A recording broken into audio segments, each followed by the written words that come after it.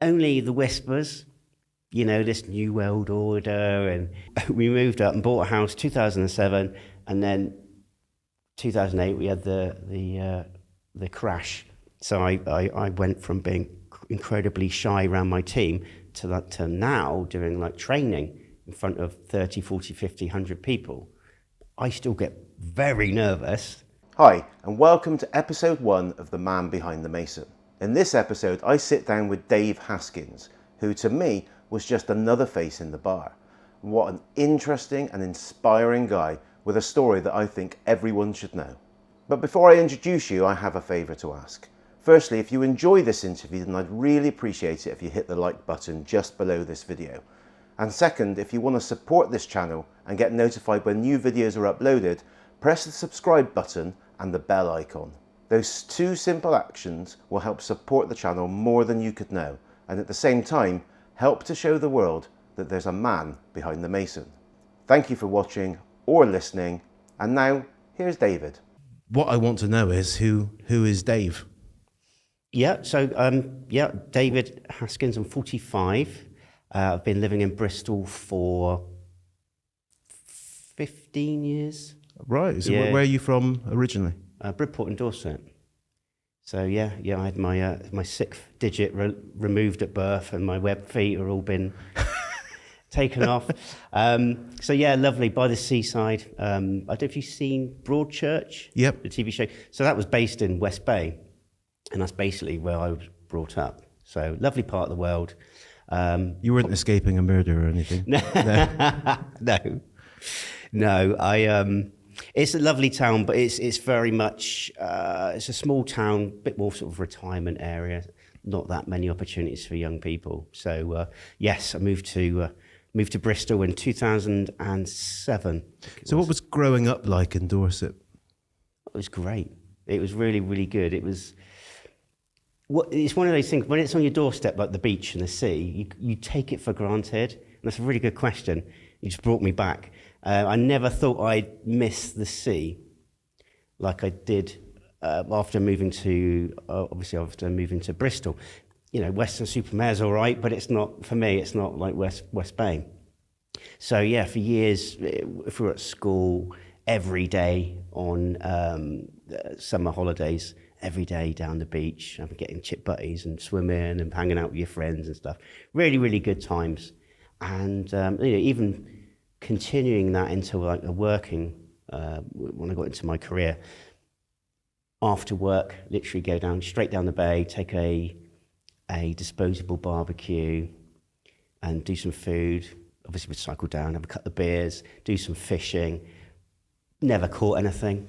But it was just fun, hanging with your buddies, couple of beers, put some burgers on, and just watch the sun go down. Lovely times, lovely times. And I didn't think I'd miss it as much as I did. Lovely part of the world. So it's kind of school life. After school, did you go on to uni, or you go straight into work? Or I went straight. I did a year at Yeovil College in engineering. And then I went and did a apprenticeship for 3-4 years, and then down in Dorset. Yeah, down in Dorset. And then I kind of decided that I took not a career change, but I was on a factory floor, and I quickly realised for me I wanted to be doing something slightly different. So I had a couple of opportunities to get off the shop floor and get into an office environment, and worked my way up to running a division actually. When I was 22. What sort of company was that? Just in engineering? That company there was called Huck Nets. So it was a netting company. Obviously, they had an engineering department for various fittings, etc. But primarily, it was a netting company selling into like safety access, bird netting, industrial netting, and things like that. Playground netting as well. And I got to the point where I worked my way up to running the bird control side of the division. So bird netting, bird spikes, all the fixtures and fittings. So I literally kind of wore overalls one day, and then the next day I had trousers and shirt on, no experience, Clipboard. no idea I still don't know what I'm doing. But yeah, I remember being terrified of the phone. If the phone went, a customer's ringing up, I remember being terrified. But it really was, baptism of fire, because the phone goes so many times, and it's just like, after a while, you just sort of get into it. It's like sink or swim kind of thing. But yeah, did very, very well there. And then an opportunity came in Bristol. So I decided to jump out of a very, very small pond to a very, very big pond. And how old were you then? About 30? 29, yeah. 29, yeah. And were you single at the time when you came up to Bristol? No, my then partner was originally from Bristol. We went up. So you had a kind of connection to the area. Yeah, loosely. yeah, through my ex-partner now. So yeah, we moved up and bought a house 2007, and then 2008 we had the crash. So yes, learning experience. So we parted ways, and I'm so grateful because I met my wife, who's from Bristol. Got a beautiful little girl. She's 1 now, and yeah, life is good. Life is really, really good. Was it a big culture change for you going from somewhere like Dorset to somewhere like Bristol, which obviously isn't as fast paced as places like London, Manchester, Birmingham, but is still, I'd imagine, faster than Dorset. Incredibly. And I didn't realise, when I used to come back at certain weekends to see my parents, I didn't realise how quickly I got into the faster pace. So I'd be driving around little country lanes going, come on, you're doing 20 miles an hour, speed up. And I was just like, wow, all of a sudden got into this sort of quicker pace of life. And I remember I lived in Longwell Green, and I remember being obsessed. Supermarket, Asda, 24 hours a day.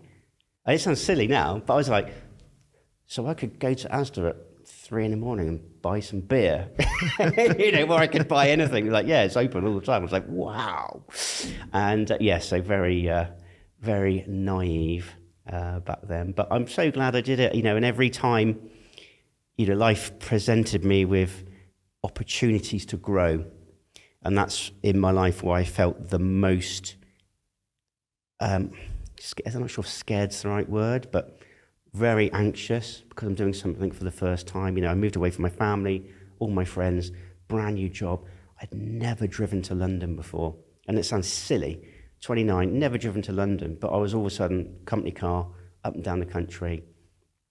And whether it was sales meetings with the team, I was incredibly shy. I can remember, I joked with my wife because we met through work when I moved to Bristol.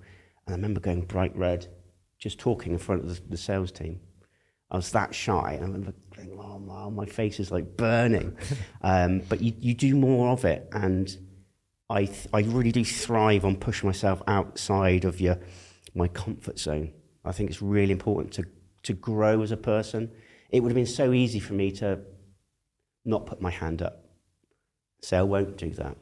And I've had this almost like a dream or where I wanted to be. And it for one reason or another, it was like being in like a boardroom, standing up, talking, being confident, to be able to communicate and command the room, not through fear or anything like that, but just to, through charisma.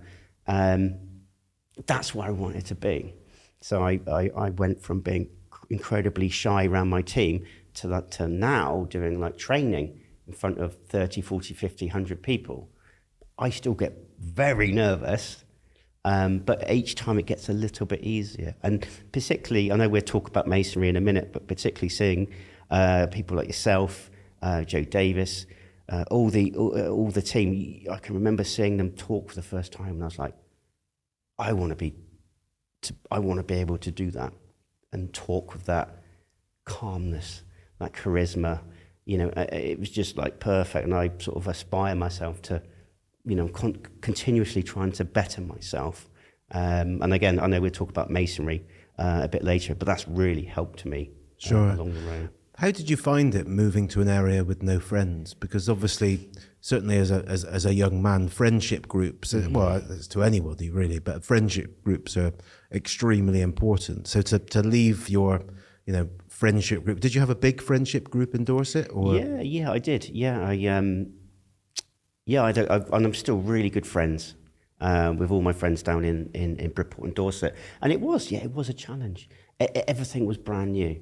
What do you do? I'm interested because I've not experienced that. You come to a new city, I guess, with a partner that's from the area. So I guess they have an immediate friendship base in the area already. Yeah. What do you do? Because this will be relevant to lots of people that come to Bristol, whether it's students or people moving for work. It seems to be one of those cities that does attract quite a few people, especially from, Devon and Cornwall, is how they deal with, losing that immediate friendship base and building a new one. Great question. And I'm just, as you were saying it, I was just trying to cast my mind back to then. I think Bristol's is one of those fantastic places to, if you need to travel, you've got the M4, M5, so if you do need to travel, it's very sort of central. London's an hour and 45 minutes away. It actually takes me the same amount of time to get to London as it does down to Bristol and Dorset because of the A roads. But I think I started off, it was sort of friends of my ex-partners. I got very friendly with their boyfriends, etc. So made some good friends that way. I joined some keep fit groups like kickboxing, kickboxercise kind of thing, which was good for confidence. Good to sort of train your body. I certainly need it again now, actually. But and it's just pushing yourself to get out of the comfort zone. And I said this before, and again, I'll keep going back to Masonry. And I won't keep talking about it until we get to that part. But part of me wishes I kind of joined back then, because it just opened everything up even more so. But it gave me the tools and the confidence to say, I can do this. I can move away. So if something, if I had to move away again, it's like, well, I've done that before. Yeah. I have moved away from my family and my friends. I'd imagine it'd be different now, certainly with, being a Mason, as you have immediately a place you could go and you'd feel at home straight away, I'm sure. Exactly, yeah. Hobbies, interests. So, growing up, have you had any hobbies or interests that have kind of followed through your life that are still relevant now? Yeah, I wasn't very popular at school. I wasn't one of the popular kids, painfully shy. And I remember every year there was like a music festival. People go out and sing and play. And they always had like 2 drummers. And I think it was in the first year at school. So I was 13. And there was 2 drummers, and they'd take turns, like doing the backing for all the different songs, etc. And then partway through, they both did a drum solo. And partway through, they'd like stop, and then they'd start hitting all like the bits of hardware, and they swap places and play on the other. The girls went mad, and I remember thinking, I want to do that. I want to do that. So that's where it started. That specifically, or you fancied yourself as an entertainer? I never fancied myself as an entertainer. I was too shy, way too shy. But I was like, whoa, this is like, I want to be doing that. And so I had a couple of lessons, and for one reason or another, I was picked up really, really quickly. The teacher back then was although I didn't know this, he was very brutal. So he'd tell people's parents, your son or your daughter is wasting my time. Save your money. He or she hasn't got it. But he always said to my parents, although my parents didn't tell me at the time, he's got it, So it was one thing in my life I was good at. So I sort of went into it, learned, had some lessons, but mainly learned through ear, if I'm being honest. So even now, I'll hear a song and go, oh yeah, I can play that now, just work it all out. Give me a sheet of music, I could work it out, but I'd be like, just let me listen to it and I could play it straight away. So that was sort of the let's say the foundation stone of building me up with confidence. Because I can remember having band practice in Bridport, and if a girl came in, it's so stupid. Looking back, girl came in, I was like really shy. I was like, I can't play as a girl in here. I mean, how pathetic is that? I was 13 or 14, really shy, and I just it was something that I was so passionate about. It was like I've actually found something I'm half decent at. And I just put all my time and energy, and I looked up to all these different drummers, and I want to be like that. So I practice. You still play now? I haven't done for a couple of years.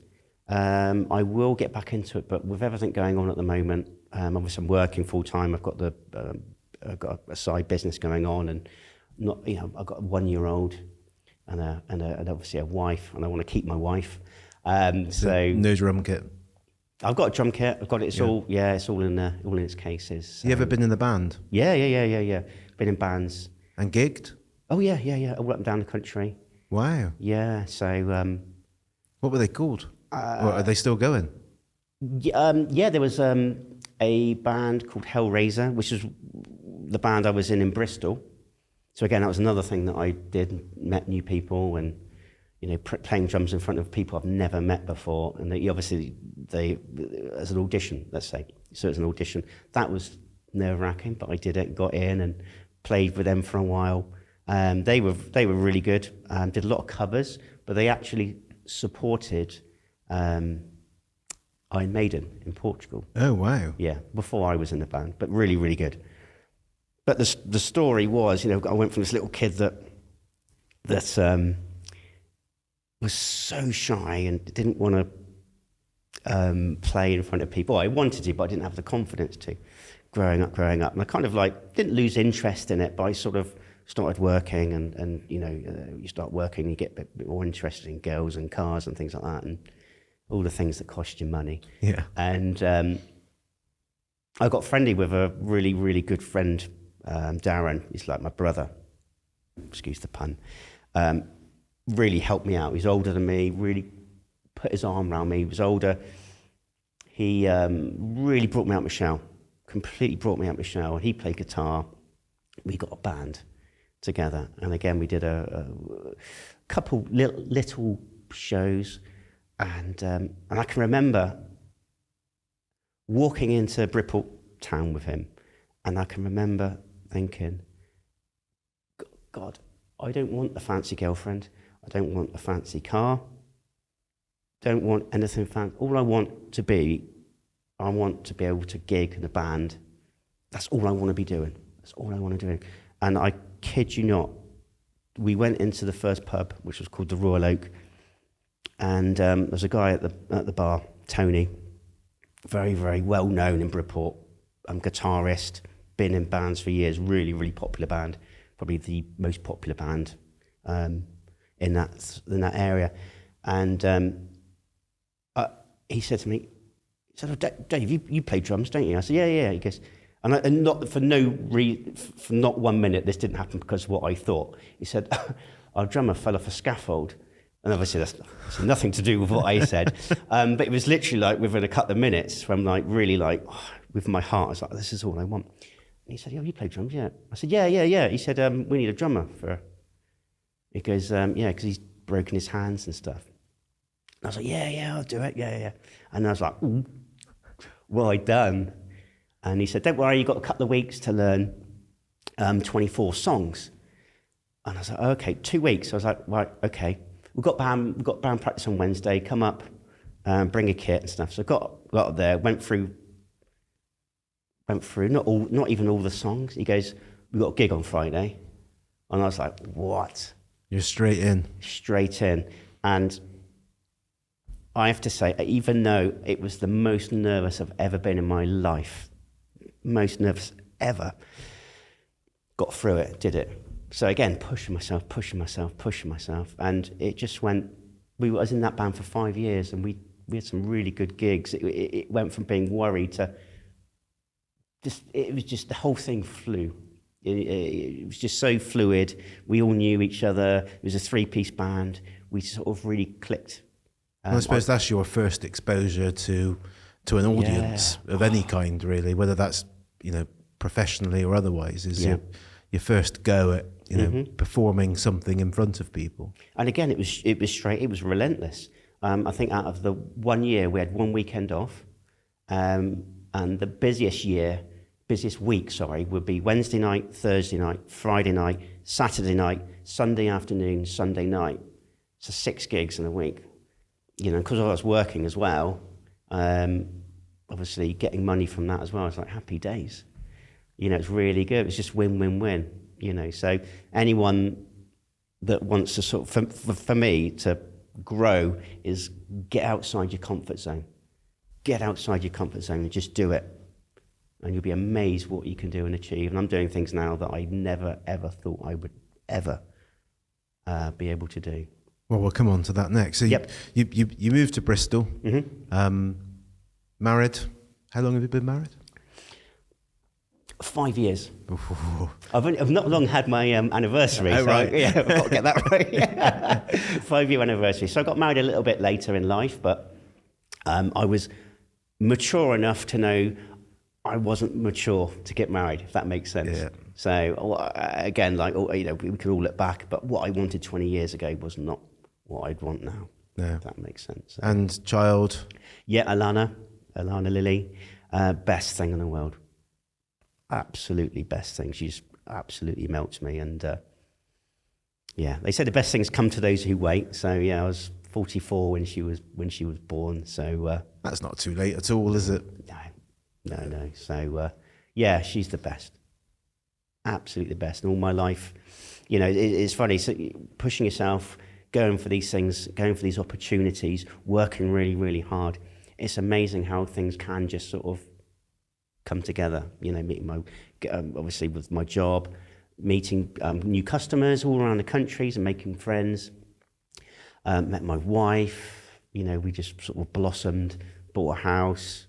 And just created this lovely life for ourselves, creating great memories. And I truly believe behind I'm not saying I'm a great man, but behind every good man is an even better woman. So if you've got one of those, look after her. Absolutely. That's what I'd say. So the job you're doing now, the full-time job, is that the job you moved to Bristol to do, or you've moved around since? No, it was actually the job that I moved to Bristol for. I was there for 11 years, and great company in Bristol. Worked my way from like a technical sales manager to sales director within the chemical pest control industry. So we were supplying pest controllers, local authorities, obviously the big pest control firms, places like that, and agricultural stores with certain chemicals and pesticides. And because the company I was working for in Bristol was a manufacturer, I kind of liked that because you've got much more flexibility to move and do this. We're going to go for this, we're going to go for this. Whereas the company I worked for to start off with was a distributor, not a manufacturer. Lovely company, met my wife.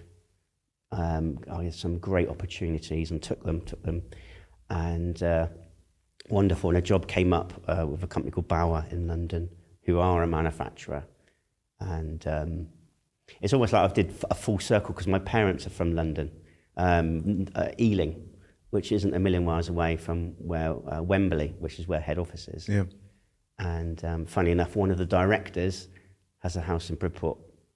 Oh, wow. Yeah, it's very, very strange. Very, very strange. So it's like maybe the stars are aligning. So I'm sales director for a company called Bauer Products. So there's really a secret performer in you, isn't there? Because you say you didn't ever want to be an entertainer, but the band, the entertaining people in sales is definitely an entertainment role. You're definitely playing to an audience in one way or another. Yeah. There's a secret entertainer in there somewhere. I think, I always need like a bit of a crutch or something. So particularly in the drums, I felt like I was protected because I had a drum kit around me. And if they were like, David, can you get up and just check the mics? And there'll be loads of people will be like, a bit embarrassed, because I'm like, I'm not behind the kit. But yeah, it's it's funny. It's funny how you perceive things, you know. And like even now, if I'm doing a presentation, I like to have something in my hand. So that's where like, the clicker's great. Yeah. It's so silly. I feel safe if I've got something in my hand, you know, because I've got something I could just sort of concentrate. But then it's another part of my job before I moved to Bauer is I realised there was an opportunity for training, which is like an added value to customers. So it's not just here's a product, we can give you product training, we can give you training within the industry or recognise certification as well. So I really sort of go, okay, I'll do that because I wanted to get new business. So I really sort of diversified my role and sort of, I'm not quite sure what the word would be, but not to, almost like lead by example. So some of the other sales guys can go, wow, you know, you can do these things. You know, it's not easy for me, but, you know, that's something you could do later on, and, you know, you could progress to do these things. And, started off with small groups. And then I was like, well, I can do this. And then all of a sudden, you know, another group was like 20. I was like, oh, this is a bit nerve-wracking. Got through it. And funnily enough, remind me when we get onto Masonry and how I got into Masonry is actually tied into one of my training sessions. I've done that up to like 100 people now. And really nervous. Well, before we get on to Masonry, there's one, you know, for most people, that's where the career conversation would end. But leading up to the pandemic and lockdown, something changed for you, didn't it? Yes, it did. I think I was probably one of the few people that looked at lockdown. So, sorry, if I go back again, I was very, very fortunate that my company embraced furlough. So I literally was off for 18 months. The first year, I think was full pay, which was phenomenal. And then it was sort of incremented down thereafter. And I think I did what most people did to start off with. It's like, oh, great. You know, I'm going to drink a few beers every day. And then I got to the point, I was like, what am I doing? And I was like, I'm never, ever, I can remember I sat in the garden, it was lovely and sunny. And I was like, I'm never going to get this time again. I'm never, ever, I'm trying to headbutt the mic. I'm never, ever going to get this time again unless I retire or make it to retirement.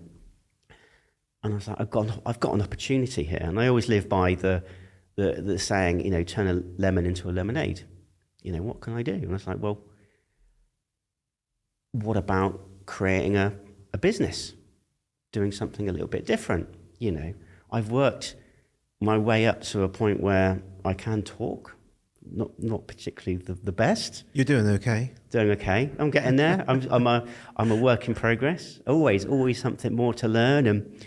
And so I decided to start a YouTube channel, not knowing anything about YouTube. Why YouTube? I think I was actually inspired by my niece who lives in America. They're all English, but she set up a art channel quite a few years ago. She's been incredibly successful. I think she's got over 800,000 subscribers now. Wow. Done really, really well. And I was like, wow, this, you know. And I've always been interested in filming. And, you know, when I was a kid growing up, I'd always borrow the school camcorder, back on the shoulder, back then, VHS. And I was like, I need to do this for a school project. And I didn't. I was just messing around with my mates.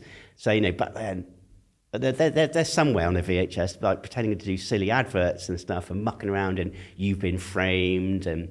And so I was always like really sort of interested in it. And I used to always record our band practice, actually. So whenever we had band practice, I recorded all of them. And I thought that was good to look at my performance and go, well, that didn't quite sound right. So I'd like listen over and over and how can I improve it? Which is it was quite good for a 14-year-old to sort of see that. Definitely. I mean, that's the sort of thing that, you know, trainers will tell you now to, you know, record yourself and look back and, you know, be constructive. But so to pick up on that when you were 14 is amazing. Yeah, before YouTube and things like that. Yeah. So It was good. It was, and I've always been very, very sentimental. And I was like, these are like, could be like the best years of my life. So I wanted to document them. So I was like, just mucking around with my friends and like, documenting, looking at us. Oh, look how dark our hair is back then, back then, look how fresh-faced we were. But, just bringing back sort of old memories. So I like to, quite sentimental in that way. So you start this YouTube channel. Yes. And Not sure what you're going to do, but just give it a go. Give it a go. So I bought a course. So it's an online course. Once you buy it, it's always up in the cloud and they continuously update it. So if the algorithm ever changes, they'll update that as well. So you've got a constant, once you've paid for it, you've got a constant source of information. Went through the course, learnt an incredible amount. Learned even more by making mistakes. Best way to learn. Yeah, it is, absolutely. And started off thinking about all the different people out there. Obviously lockdown, it was uncertain times. And I've got a lot of empathy. And I really felt for people that might be in flats. Let's say they've got a big family, you're not allowed outside. You get, cabin fever almost, So I was like, and I always like making people laugh. So I started off doing these silly challenges. So like eating like a Carolina Reaper chili, which is like the hottest chili in the world, and wax my chest and really silly 100 layers of foundation. And unfortunately, I didn't realize I bought waterproof foundation. So I went into the shower, started scrubbing my face, and my eyes were welded shut. Oh, no. My hair went ginger because it all sort of seeped in, and I was like, I couldn't get it off because it was waterproof. So my that was amusing. But then my wife got makeup wipes, and my face was bright red because it was like burning. It made a few people laugh. Learned a lot. Didn't really go anywhere because there was so much competition. Yeah. And with these like channels with like tens of millions of subscribers doing similar things, Cinnamon Challenge and things like that. And all of a sudden I started seeing these reaction channels. And I thought, well... And the reaction channel is somebody reacting to another video. Exactly. So this particular niche, it started off with something called like British Guy React To. And it was all about American things, American stuff. So whether it be history, food, weather, military, cooking, everything American. So I pivoted the channel and I thought, well, I've seen all these other people doing it. I've learned so many skills. I know I can make myself come across a bit different. So my own sort of style, all the little things that I've learned, some green screen trickery and things like that. And it just blew up. Well, I say blew up, I'm not, it's not, we haven't got millions and millions of subscribers, but, we're at 85,000 subscribers. Wow, that's absolutely amazing. Yeah, it's... And that's not even the amount of people that will have viewed the videos. That's just 85,000 people that have chosen to subscribe so they can find out when you post a new video. Yeah, exactly. So the channel's had over 14 million views now. Wow. So really, really good. Learned so much. And what's actually, the channel called? It's called Mr. H and Friends. Right. Now, I'm going to have to leave a link in the description to this video so that people can find you. Yeah, if people are interested in like American things, then absolutely. But I appreciate it's not for everyone. Oh, I think they'll subscribe just for the entertainment factor because I've seen a couple of your videos. Definitely. So yeah, it's great. I mean, made some really good friends in America. So my first, again, it's all like fate. Everything that I've learned over the years, being a 14-year-old kid, videoing, doing adverts and stuff to, entertain people. My first ever overseas holiday was to Florida when I was 17. So I had my first job, stroke apprenticeship. I saved up for the flight. It was a family holiday. So there was a load of us, but I had to pay for the flight, saved up. So bearing in mind, it was back in the 90s, about £700 spending. And back then, the pound was twice as strong as so it was like $2 per pound. I mean, it was like, wow, I came back for lots of trainers or sneakers as they would say. And my sister moved to America 20 years ago. Wow. So to Florida? Or they moved to Connecticut 20 years ago. So they've moved around a little bit. So they've lived in, but bear in mind, this is over 20 years. Connecticut, Pennsylvania, Idaho. Idaho's lovely, beautiful state. And Florida. And we are actually going to Florida next month to see my sister and do some vlogs out there. So, yeah, it's not going to be good for the waistline, but we'll be eating... vlogs being videos? Yeah, vlogs, video logs, yeah. So, yeah, it's that's going to be another area for me to grow, going around a shop or a restaurant with a camera going, hello. Of course, yeah. Can I have some American food, please? But again, it'll be another sort of... Being such a shy person, of course. I will be embarrassed. But again, it's one of those things, once you do it for a bit, you'll be fine. But I'd imagine it probably happens more often in America than it does over here. People walking around with the selfie sticks and cameras attached to the end of them. Yeah, very much so. So can't wait. The channel's given us this opportunity to go to America. And also my wife to stay at home and look after our little girl and have that sort of mum-daughter time. Nice. I'm very, very traditional in that sense. Yeah. And we're very fortunate. And I'd say lucky, but we've worked... It's not luck. You make your own luck. We've worked bloody hard to be in this position. So, but take nothing for granted. So do you get much family time then? You're obviously working full-time. You've got the YouTube channel. You've got other things that you do. Yeah, it's I'm quite lucky because I do work from home. So I do some travelling across the country, up and down. But I do get days where I can work from home. So I've got a little office at home, and I can go downstairs, have a cup of coffee, and have a cuddle. So I'm getting, I'm looking at the positives. So a lot of dads, they might be away for a few days or weeks or whatever, or 9 to 5 or 8 to 5. Don't see their family at all. So I'm very lucky in that sense. But I try and maximise that as much as I can. Yeah. So. And you holiday every year as a family? Do you get away enough? Yeah. Well, we're hopefully, obviously, Alana's one, so we had I need to say vacation then, a holiday down in Devon. Does that happen? Do you find a lot of Americanism slipping into you? Do you?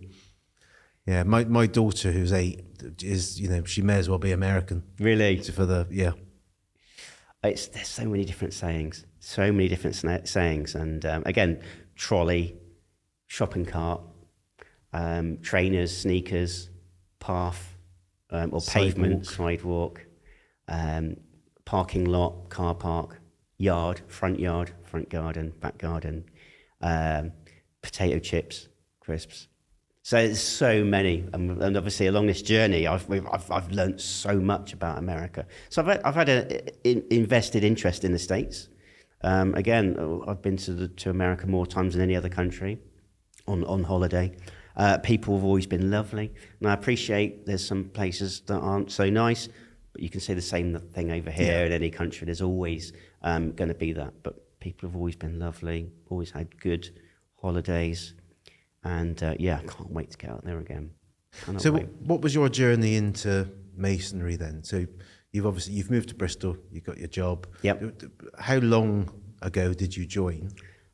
Well, I joined just before the pandemic. So about 2019. So you were so you're just over 40, 42, something like that.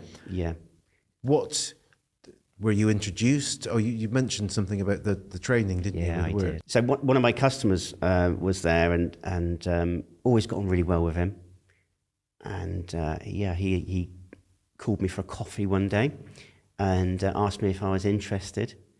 And straight away I was like, yes, absolutely. I'm always quite inquisitive. Did you know about Masonry before he'd spoken to you about it?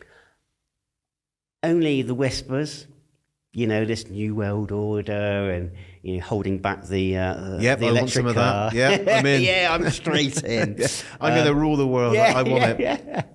But there's this mystique about it, and I wanted to know what it was all about, and I'm so glad he asked me. I kind of wish I joined 20 years ago, but I had my journey. I had my journey to sort of grow and obviously make the foundations, and come in.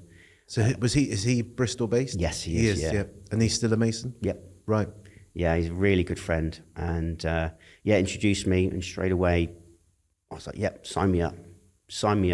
No idea what I was getting myself into, and didn't research it. I was told, "Don't look into it." I wouldn't have looked into it anyway because I don't want to ruin the surprise, or what's going to happen. So I did my initiation, and then almost straight away the pandemic happened. So obviously I went on to furlough. Masonry stopped for 18 months. So I had this journey of YouTube in between.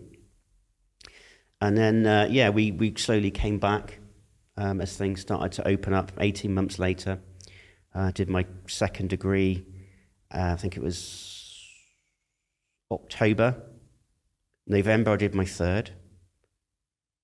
Was it September? No, September, I did my second. October, I did my third. And in November, we had the installation, so I went straight into inner guard. So it was like, wonderful. Yeah. I mean, you strike me as the sort of person that likes to get involved. So it doesn't surprise me that, and for people watching that don't know, you obviously, there's 3 degrees is your kind of initiation into Masonry. And, like any membership or club or organization, there's, roles that, people can choose or be asked to do. And you've kind of become a master mason and straight away taken a job. Exactly. So it's, again, feel the fear and sort of do it anyway. And, you see so many different people, different types of people, different backgrounds. And it's just wonderful. I've made so many friends, lifetime friends through Masonry. And again, it's my journey of doing more talking, public talking, in front of people that have been doing it for some of them up to 50 years. And it's quite intimidating, but it's like, wow. And you're quite lucky, it's certainly in Bristol, because obviously around, Masons around the country, there's hundreds and hundreds of lodges that kind of meet in their own places. But in Bristol, we've obviously got, over 30 lodges all meeting in the same building. Yeah. And that's, that's part of the reason for doing this really as well, is that there's, 1,500 odd people, meeting in this building. Yeah. Maybe I know, I don't know, 100 of them, and then 200 by sight, but there's just so many people you don't get to know about. But we're in this unique position that there's so many nice people out there. Yeah. We're all in the same building, all have a common interest. Yeah. But you just don't get that opportunity to know them. Yeah, break the ice. Really. It's wonderful. If you're in the bar and you start chatting to someone, everyone's lovely, and it's so many interesting people, different, different backgrounds, and if we can use this as like an icebreaker to open up different people, it's just a wonderful thing. Yeah. So the future, what does it hold for you? What are your goals? Either I guess you want to carry on and do these different jobs in Masonry, but personally, what's next? Obviously, I know you've had some success with YouTube now and the video side of things. And although I think you said earlier you're not really the entertainer type of person, I think everything you seem to have done in your life is some form of entertainment. Is that a goal for you? Would that be the ultimate? Is to be able to make that full time? I think obviously incredibly happy with my job and my. Of course, I'm not trying to get you the sack. Cut that out. Yeah. No, if we can grow at a nice steady rate and it continues to help our lifestyle with my wife staying at home, long may that continue. We want to sort of obviously let that grow. This year's target is 100,000 subscribers. I think that's more than achievable. But personally, I think it's just a case of stepping out that comfort bubble putting your hand up and saying, yeah, I'll try, do that. Not getting divorced at the same time because I'm out the house a lot. But yeah, that's the aim, just to keep building on myself and, increasing that confidence, increasing my network of friends as well. That's the goal, because yeah, work's incredibly important, but family life is number one for me.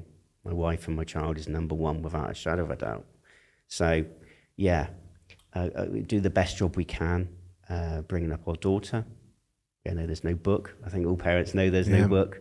Well, as you said earlier, you learn from failing, and as much as that isn't ideal, that's the only way. Nobody ever seems to learn by being told. No. You have to let people make their mistakes and learn from them. Exactly. The worst crime is not making a mistake, is if you don't learn from it and you keep making that mistake. That's when, you need to sort of look at yourself a little bit. But best way to learn, making mistakes. And I've made a few. Well, it sounds like you've done a great job, and thank you. And thanks for doing this video. No problem at all. Really Thank you for having appreciate me. it. No, not